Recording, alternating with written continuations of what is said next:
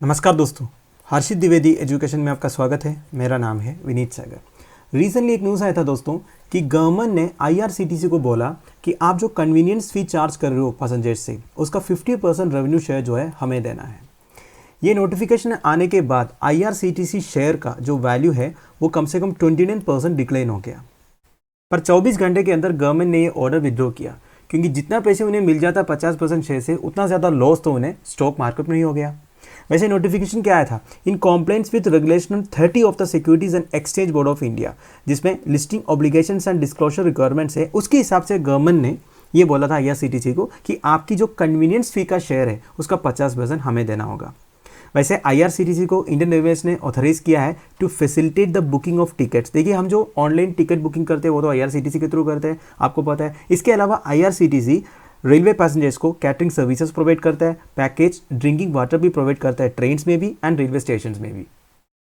IRCTC के बारे में बात करें, इसका फुल फॉर्म है Indian railway catering and tourism corporation. एक इंडियन पब्लिक सेक्टर अंडरटेकिंग है that provides ticketing, catering and even tourism services for the Indian railways. देखिए, आईआरसीटीसी के अंदर काफ़ी सारे टूरिज्म पैकेजेस है, भारत दर्शन वगैरह करवाते हैं।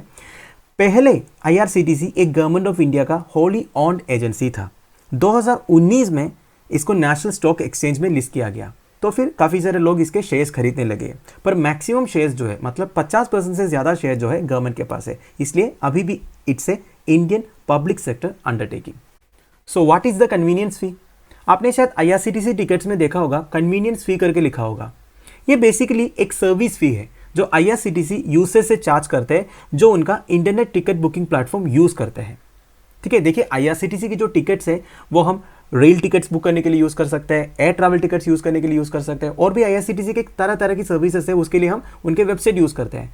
तो वो वेबसाइट यूज़ करने का एक सर्विस चार्ज है कन्वीनियंस फी। ये majority of the fee however comes from train ticket booking. Train ticket booking से ही सबसे ज़्यादा उन्हें रेवेन्यू मिलता है, क्योंकि सबसे ज़्यादा लोग आईआरसीटीसी की वेबसाइट किस लिए ब्राउज करते हैं? क्योंकि उन्हें ट्रेन टिकट बुक करना होता है। एयर टिकट्स के लिए कम ही लोग यूज़ करते हैं। 2019-20 की बात करें, जो एक नॉन पैंडेमिक ईयर था, मतलब पैंडेमिक आने से पहले का जो ईयर था, तब 27% ऑफ आईआरसीटीसी का रेवेन्यू जो है वो इंटरनेट टिकट बुकिंग से ही आया था। Total convenience fee collected by the IRCTC during the fiscal was 352 crore. तो 27% ऑफ आईआरसीटीसी का जो रेवेन्यू है वो इंटरनेट टिकट बुकिंग से आता है। अब हम ये देखते हैं how much does IRCTC charge पर टिकट।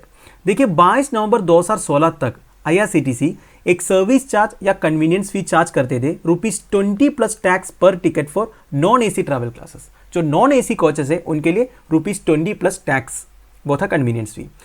एसी टिकट्स के लिए वो 40 प्लस टैक्स था।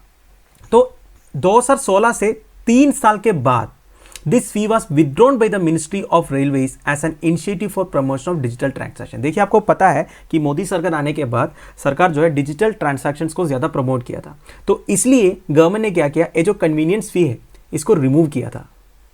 ऑन सितंबर 1, 2019 फिर से आईआरसीटीसी स्टार्ट किया कन्वीनियंस फी चार्ज करना। तो अभी के लिए 15 plus goods and service tax है पर ticket for non AC ticket, and AC tickets के लिए 30 प्लस जीएसटी। और ticket payments done online either through Bharat interface for money, जिसको हम भीम बोलते हैं, या फिर कोई यूपीएससी अगर आप टिकट बुक करते हो तो आईआरसीटीसी कन्वीनियंस फी कम चार्ज करता है। नॉन एसी क्लास टिकट्स के लिए 10 plus GST and AC class ticket के लिए 20 प्लस जीएसटी।